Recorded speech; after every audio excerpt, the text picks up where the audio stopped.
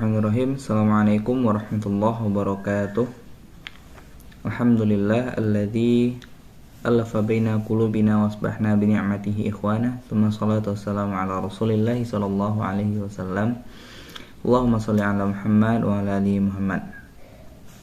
Bapak rahmati Allah Subhanahu wa taala, alhamdulillah kembali kita bertemu pada kesempatan kali ini di channel HRKU, tentunya untuk berbagi berbagai hal yang kemudian mudah-mudahan dari apa yang kita sampaikan, apa yang kami sampaikan nantinya ada ilmu dan faidah yang nantinya dapat kita amalkan bersama, terutama bagi kami yang menyampaikan terlebih dahulu tentunya. Dan Bapak Ibu dirahmati Allah Subhanahu wa taala, saudaraku sekalian pemirsa setia channel HRKU, mungkin yang ingin saya bagikan pada kesempatan kali ini itu adalah sesuatu yang mungkin menjadi keresahan kita bersama, keresahan setiap orang yang mungkin berusaha meningkatkan kualitas ibadah, khususnya sholat.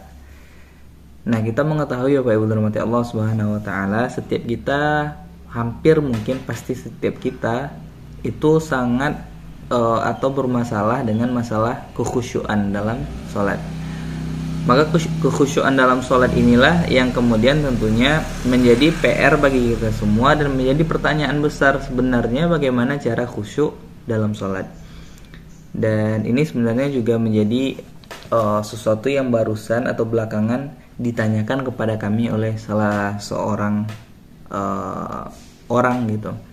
Ada salah seorang yang bertanya dan kemudian menanyakan sebenarnya bagaimana cara untuk khusyuk.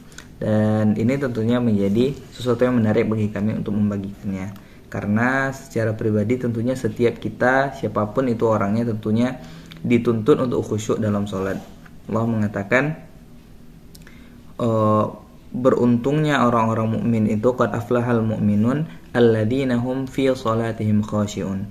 Beruntunglah orang-orang mukmin, orang-orang yang beriman, karena orang-orang yang beriman itu ketika sholat mereka pasti khusyuk dalam sholatnya. Nah, tentu ini menjadi tantangan bagi kita semua yang mengaku mukmin. Sudahkah ternyata ketika kita melakukan sholat itu, sholat kita itu sudah sholat yang khusyuk? Karena di sisi lain Allah Subhanahu wa taala itu mengingatkan bahwa fungsi utama dari sholat, Bapak Ibu dirahmati Allah Subhanahu wa taala, fungsi utama dari sholat itu Allah katakan inna sholata tanha 'anil fahsya'i wal munkar. Sholat itu pasti orang yang benar sholatnya itu akan tercegah diri setiap orang yang melakukan sholat dengan benar itu dari perbuatan keji dan mungkar.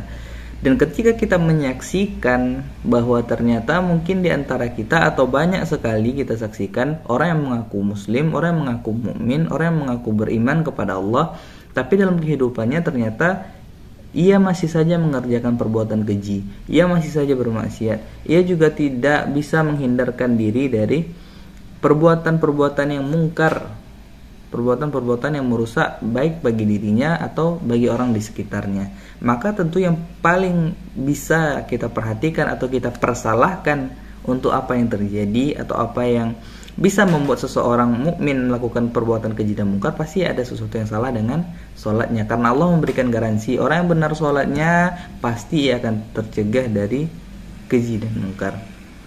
Dan sholat sebenarnya Bapak Ibu dirahmati Allah Subhanahu wa taala, itu memang harus di antara kesempurnaan sholat itu adalah dengan menghadirkan kekhusyuan dalam sholat. Dan kita mengetahui bahwa khusyuk itu secara sederhananya adalah menghambakan diri dengan sangat penuh atau bahkan menghinakan diri kita di hadapan Allah Subhanahu wa taala. Dan kekhusyuan ini adalah poin yang penting untuk meraih kesempurnaan sholat, dan tentunya nantinya juga membuat ketika sholat kita sudah sempurna, maka insya Allah kehidupan kita juga nantinya akan berjalan dengan baik. Mengapa? Karena Allah sekali lagi yang memberikan garansi orang yang sudah benar sholatnya, insya Allah sholatnya itu akan dapat mencegah dirinya dari perbuatan keji dan mungkar.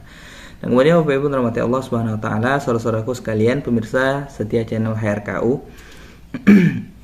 maka yang perlu kita perhatikan sebenarnya adalah ketika ingin menghadirkan sholat yang khusyuk itu adalah kita jangan sampai lagi hanya sekedar sholat itu kemudian kita berpersepsi atau berpandangan berperspektif gitu ya.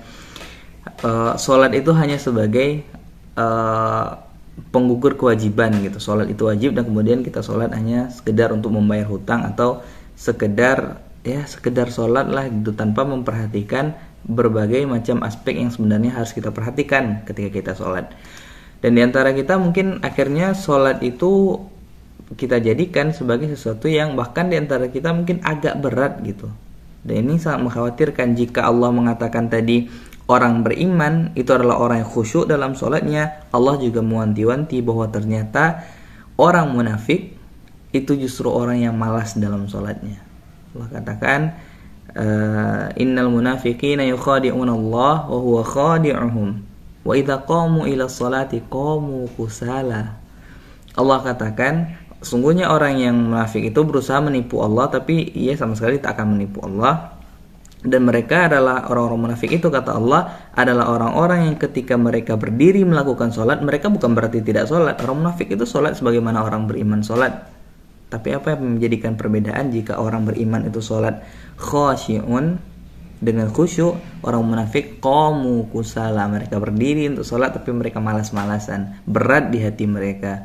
Dan orang munafik ini ketika sholat, apa yang mereka lakukan ketika mereka sholat? Wala yadhkurunallaha illa qalila. Mereka itu tidak sama sekali menghadirkan atau mengingat Allah, tidak khusyuk dalam sholatnya karena mereka sama sekali sedikit sekali mereka mengingat Allah dalam sholatnya.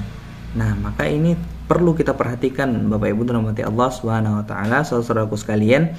Sudahkah kita ketika sholat itu dalam proses kita menuju khusyuk itu, dan ketika kita melaksanakan sholat untuk Allah, benarkah selama sholat yang kita dirikan itu kita sudah menghadirkan hati kita dan pikiran kita sepenuhnya untuk Allah Subhanahu wa taala? Nah, ini yang menjadi jawaban juga sebenarnya mengapa khusyuk itu jarang hadir dalam kehidupan kita, mengapa khusyuk itu jarang hadir dalam setiap sholat kita, karena porsi dunia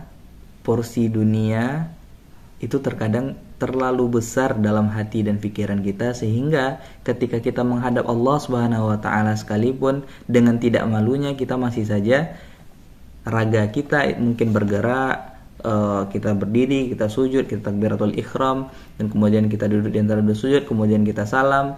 Mungkin raga kita melakukan gerakan-gerakan sholat yang menghadap Allah. Mungkin raga kita seolah-olah sedang menyembah kepada Allah, namun hati kita terkadang masih saja tertinggal dan masih saja memikirkan dunia. Nah, inilah yang kadang membuat kita gagal dalam mencapai kekhusyuan.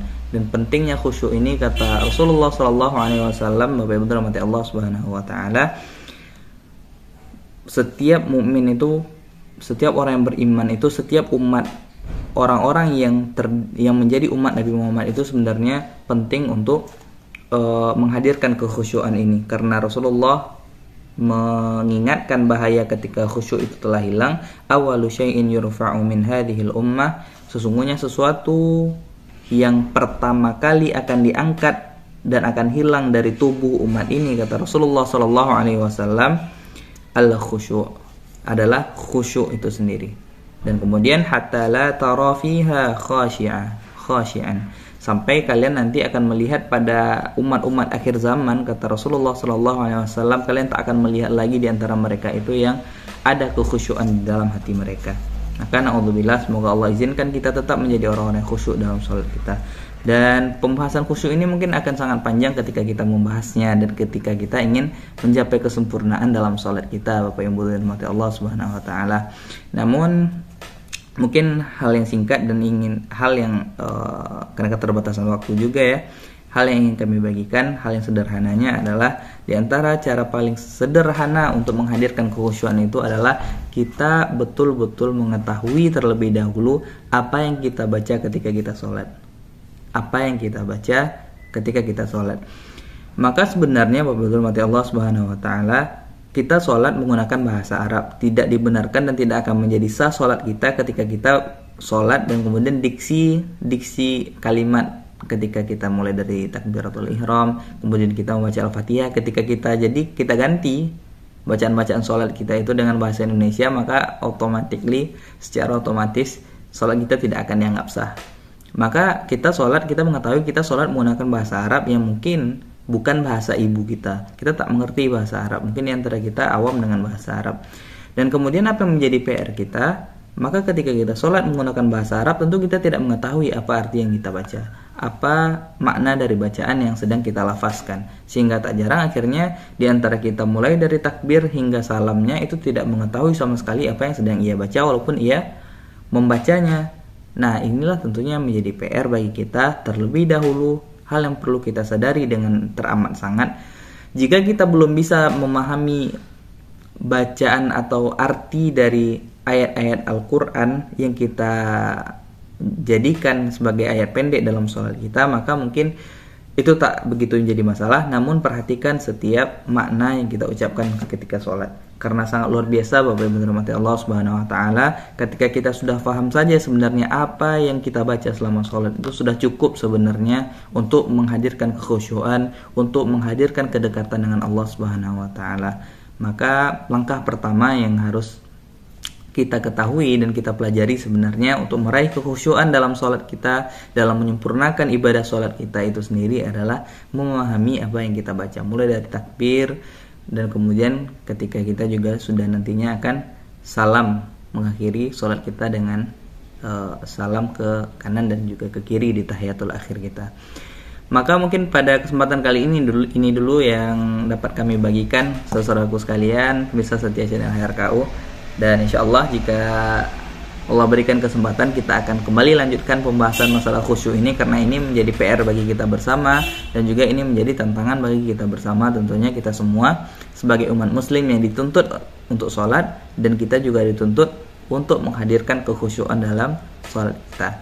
Maka sekali lagi, untuk pembahasan pertama ini yang perlu kita hadirkan dalam sholat kita itu adalah khusyuk, yaitu menghadirkan khusyuk ini dengan memahami setiap bacaan dari sholat atau bacaan-bacaan sholat kita. Kau berhormati Allah Subhanahu Wa Taala, saudara-saudaraku sekalian, itulah dapat kami sampaikan pada kesempatan kali ini. Banyak maaf, billahi taufiq wal hidayah. Assalamualaikum warahmatullahi wabarakatuh.